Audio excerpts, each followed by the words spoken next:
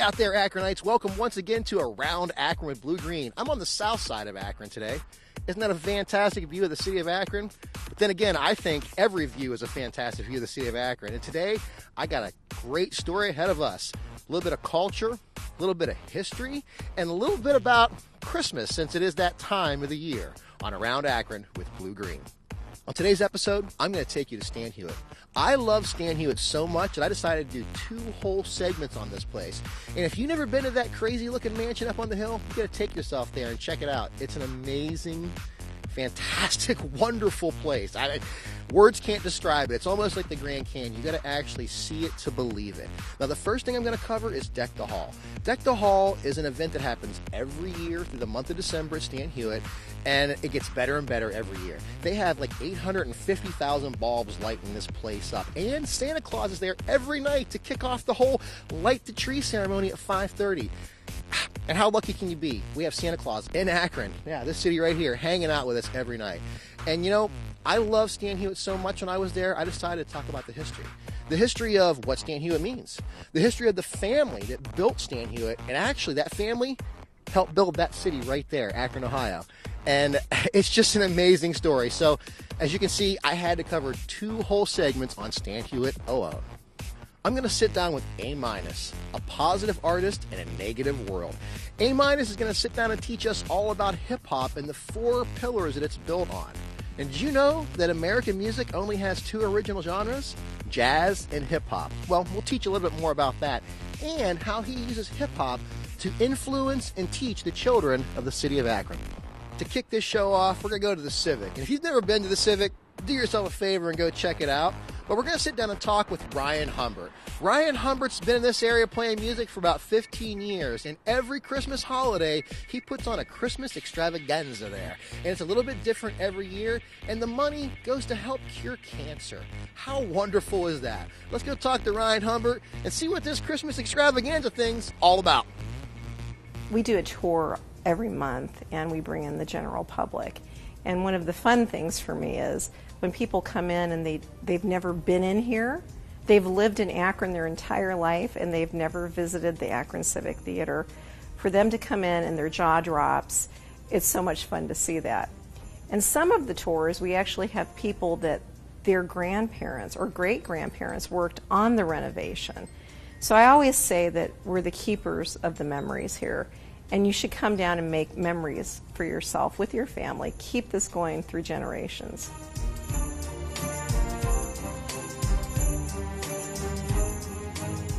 The greater Akron area, northeastern Ohio, I think in general, has such a deep love of music and of the arts. You know, there are so many good musicians in our area, so many good artists. And I don't really know why that is exactly, but I think part of it is the support that the community gives. And, you know, there's guys like me that are going out and trying to put together these fun, unique shows, and you have places like the Akron Civic here that are willing to say, yeah, you know, we'll give this guy a chance to come in and perform in this beautiful historic setting. And, you know, we've been very lucky to put on some really fun, unique shows at really cool places all throughout northeastern Ohio because there is such a level of support and such a love of music and of the arts, and there's really great organizations all throughout northeastern Ohio that are getting behind the arts more than ever and showing people how important it is, because I think it's a really important, vital part of every community. So one of the great times to come to the Civic is during the holidays, because we decorate the building. It becomes a fantasy, a beautiful, magical place. We have reoccurring shows like the Ryan Humbert Christmas Extravaganza. We have Helen Welch. We have the choir classics. And we bring in the Oak Ridge Boys this year. So we want everybody to have fun. And of course, we can't forget Nutcracker. Every year for the Holiday Extravaganza, we change the theme. We have done acoustic with a string section. We did a big band version. We did a country version. We did a version with a horn section. We did a really fun one, was a variety show, and we tried to set it up like an old-fashioned television variety show where the curtain would close and something would happen in front of the curtain would open, and I had my friends' bands performing as well, and I would join them for songs, and just try to make it unique and different and give people a reason to come back and say, boy, I wonder what he's going to do next year.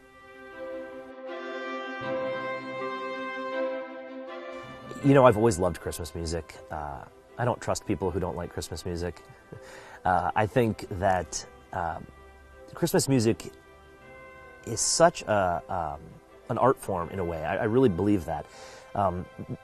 If you go back and look at some of the classic traditional Christmas songs, to me, I think they fit right up there with some of the standards in the American songbook.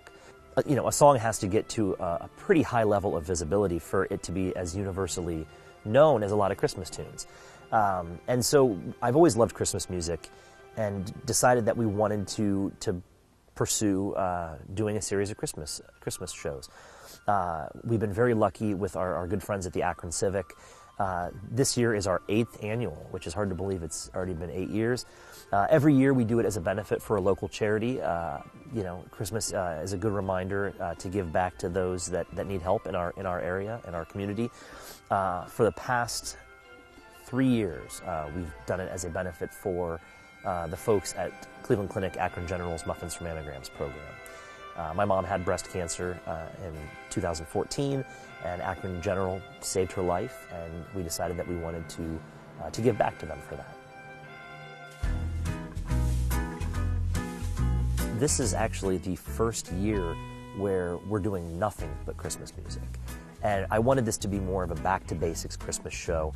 I have a great little jazzy traditional combo, 7-piece band. We're going to be performing nothing but holiday tunes and trying to remind people about some of these great songs.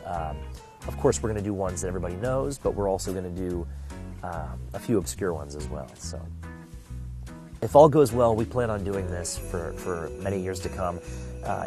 It's hard to believe it's our 8th annual already. It seems like just yesterday we started the holiday extravaganza.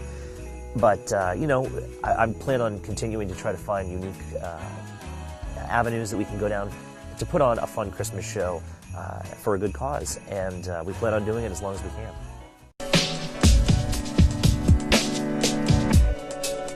In our Movers and Shakers segment, we're going to sit down and talk with A-, a positive artist in a negative world. He's going to teach us all about the culture of hip-hop and the 4 pillars that it's built on. Hip-hop is positive, and it got off track. The culture didn't get off track, but rap music did. That's how I kind of really look at it, because you still got some dieharders out here that are out here breakdancing and doing stuff in their communities, using hip-hop as a tool to uplift the youth. You know, in the classroom, the teachers are using hip-hop techniques of memorization and all that. It really helps kids. You know, hip-hop is an awesome thing.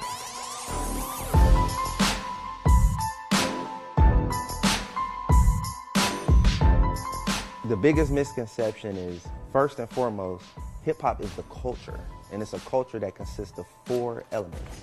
You have DJing, you have breakdancing, you have graffiti art, and then you have MCing, which is what I do, rap artist.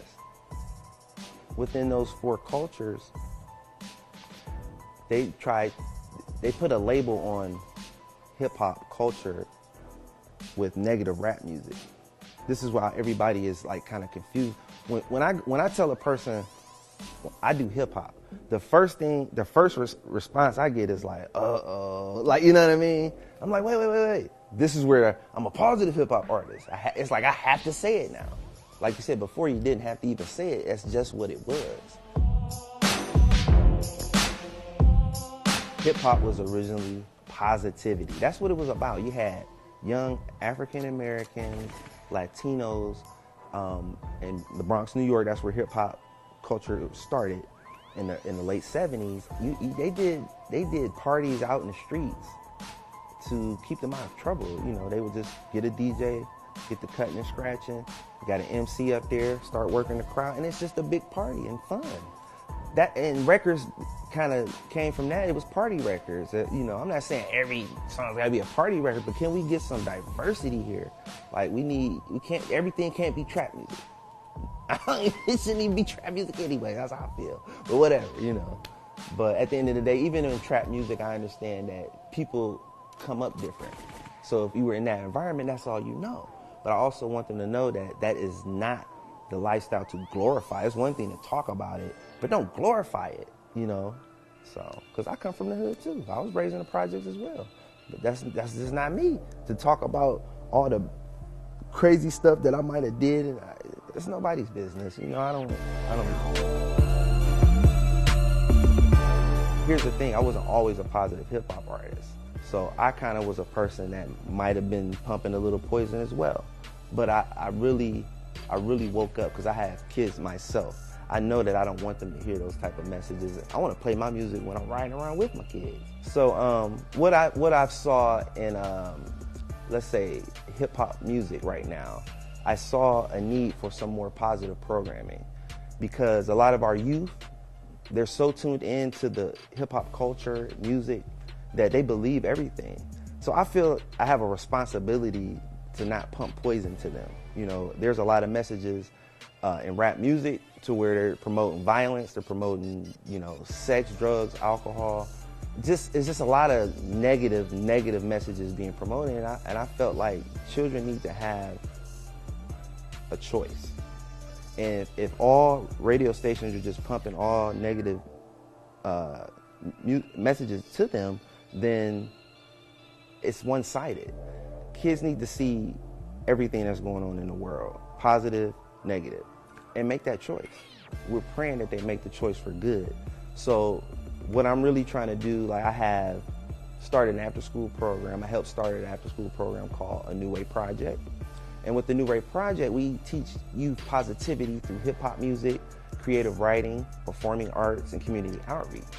This is something that started with Hope Academy, and it went to Middlebury Academy here in Akron, Ohio, and the community has embraced it. Alien Nation is a brand I created for our youth. It was a way for me to get their attention. The alien represents uniqueness, positivity. So basically, we dare you to be different. The brand itself, what I'm trying to do is I have an independent record label as well, and I really want to impact my community and empower a lot of our youth and give them opportunities that I didn't have when I was trying to come up and get into this music industry. You know, it's all about positivity, unity, love, respect for each other. You know, don't knock someone for like how much money they make or what they're wearing. We're really trying to show kids like, you guys are the future. You guys work together, you could change the world for the better. We're here on the inside of Stan Hywet for Deck the Hall. Now see that tree right there beside me? It gets lit at 5:30 p.m. and guess who's here to light it? You guessed it, Santa Claus. Rudolph's here to my right, and we also have a bake shop in the back with a bunch of elves baking gingerbread cookies. Let's go see what Deck the Hall is all about. In the Manor House for Deck the Hall, there are actually 12 rooms that are decorated in famous storybooks, and so guests will enjoy that. But then there are additional rooms, up to 22 in total, that are decorated for the holidays. So when guests enter, most of the public spaces are all beautifully getting you in the holiday spirit.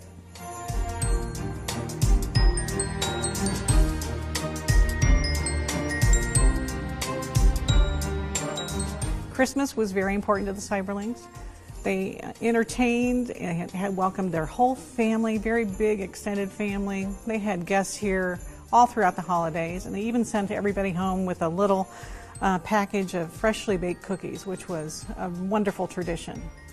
So if they did it then, we try to bring those traditions to life for our guests now, as it is a working museum. So Deck the Hall is a celebration of the holidays as the Cyberlings would have celebrated them.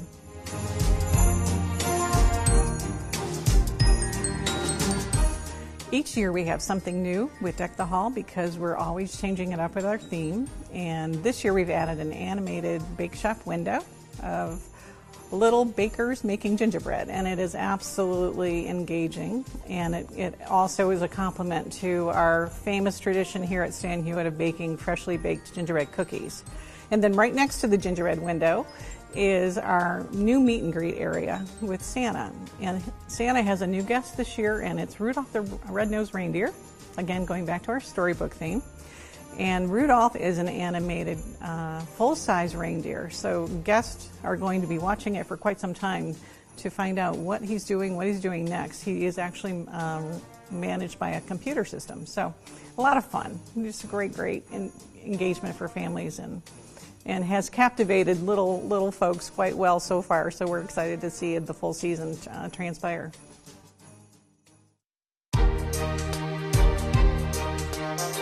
Stan Hywet is a walking inside and outside experience, so you can plan that half of your evening will be in warmth and the others you need to dress for being outside. And most folks spend about 90 minutes here, so it'll take you about a half an hour to go through the house, and then you'll enjoy the outside walking area. Over 30 acres are in lights. So you're going to enjoy everything from a warming fire to watching an animated light show in 5 acres of our great garden, to seeing Gingerbread Land, which is a transformation of our play garden from summer. And then, of course, the Corbin Conservatory is gorgeous with a 20-foot poinsettia tree and walking through tropical forests all lit. So there are all kinds of experiences, and folks should just dress appropriately and plan about 90 minutes. The Stan Hywet team, as we call it, the volunteers and the staff, we consider it one team, one family, and we really act like that. And so when we need to pull off something as big as Deck the Hall, we all come together, and everybody, it's sort of all hands on deck, and folks will get into the spirit of it, and so just different departments will create a theme for our specific room that fits into our storyline. But you come out of your normal shell. So accounting is not accounting for a period of time, and they are actually designing a room, and the same thing for development, and so on and on. But folks come together and enjoy it, have fun doing it, take great pride in doing it, and then take great joy in what guests enjoy the most. So it takes a small army to make Deck the Hall happen. And we are very blessed to have a very dedicated group of volunteers. So I think nearly 200 volunteers help, as well as our entire staff. And our staff is just under 100, and we're all involved. And there are actually 2 formal decorating days that we hold just a couple weeks before, when the Manor House comes together, when everything's being installed. And we make a party and a work day out of it, and having a grand potluck and enjoy each other. But it's a wonderful group that makes this happen at Stan Hywet.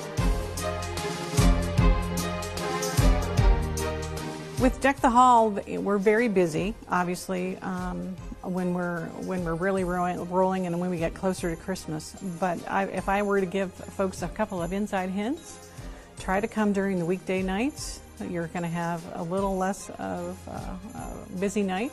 The weekends are always busy, and the way that the holidays land this year, there are fewer weekends.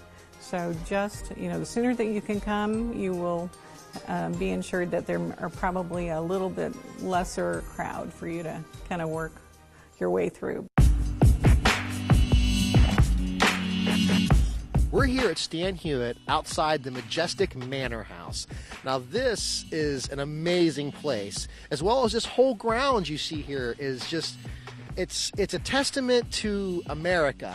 It's a testament to the way of life that we live. It's a story of coming from nothing to build an empire like that and giving it back to the people. Let's go check out Stan Hywet and learn what it's all about. Stan Hywet, there's people who have not visited us before, maybe not Akron locals, think that Stan Hywet is actually the name of the people that built the house. But Stan Hywet is based on Old English that means stone quarry. And the reason that name was chosen was because The property that F.A. Cyberling purchased included an old stone quarry. And if you visit the property and walk along the Japanese garden out towards our tea houses and lagoons, that's actually where the stone quarry was originally located.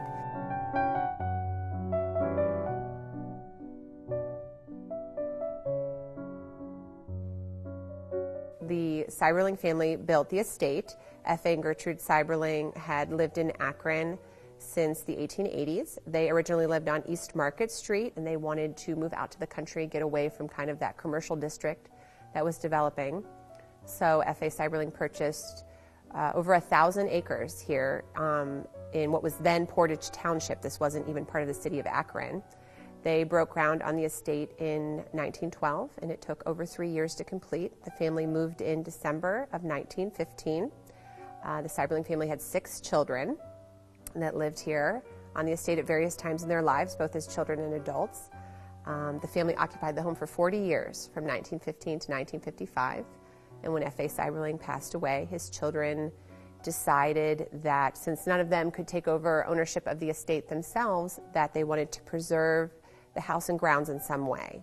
So, to make a very long story short, it was the women of West Akron in the 1950s that stepped forward and formed a volunteer organization that then became a 501c nonprofit. And they took over ownership of Stan Hywet and opened it as a museum in 1957. And we've been open as a museum ever since for the Akron community, welcoming guests every year to tour the house and grounds, providing public programs, educational programming for children. We've spent decades restoring the gardens and the interior of the manor house back to its original 1915 appearance to help interpret the story of the Cyberling family.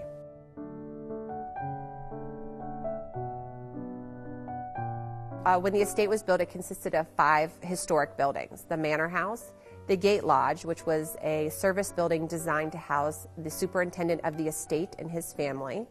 Then we have the carriage house, which was a 10-car garage, as well as a horse stable. And then the second floor had an apartment for the chauffeur and his family, and then some bedrooms for the mechanics and the groomsmen who maybe were working in the carriage house. We had the gardener's cottage, which served as a home for a horticulture staff member at that time and also had some office space. And then we had the glass conservatory.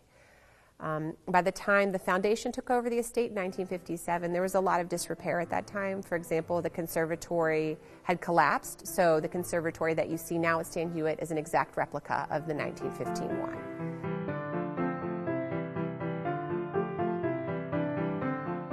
F.A. Cyberling is best known for being the co-founder of the Goodyear Tire and Rubber Company. He and his brother, C.W. Cyberling, started the company in 1898. They were actually both fairly broke when they started the company. They had to borrow the down payment for the factory building from a brother-in-law at the time. But they wanted to start a new business and had this idea that Akron already had the Goodrich Company, and there were trained men in the rubber trade here in Akron. So it seemed like a good fit to open another rubber company here in Akron, which is what they did. And within 20 years, the company rose from nothing to being the largest rubber company in the world by 1916.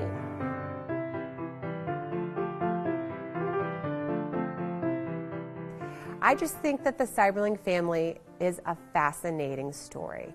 I think they are the American family. And something that I really try to impart on visitors and the staff is that they had the same trials and tribulations, the same joys and triumphs as we do today.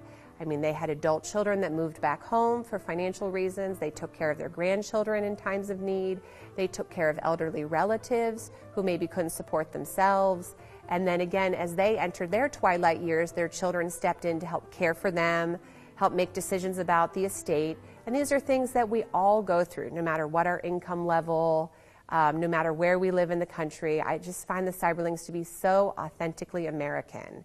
And they just have a great story. F.A. triumphed over bankruptcy multiple times in his professional career and never just got right back out there. Never let any professional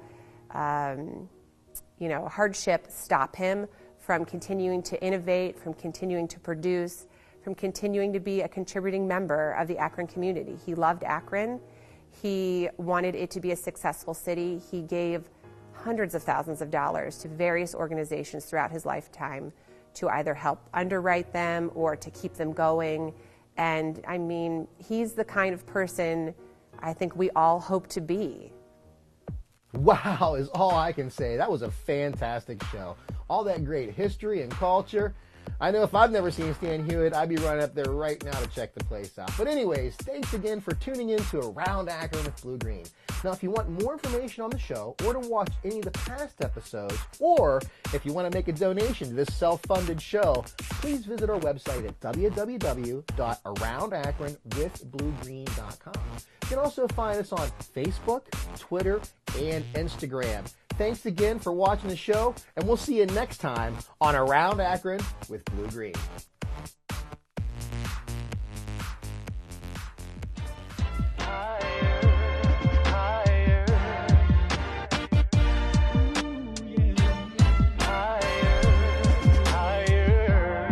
Stop having tunnel vision, if we gon' take it, take it, take it, take it.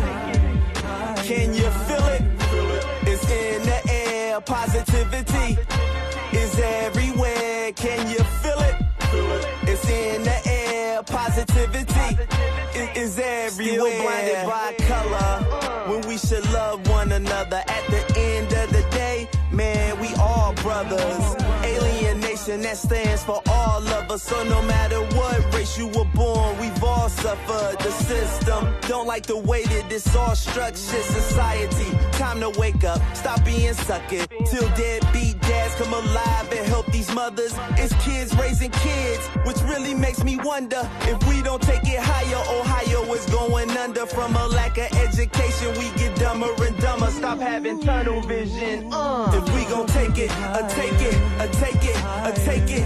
Time to take it to the next level. If we gon' take it higher, higher.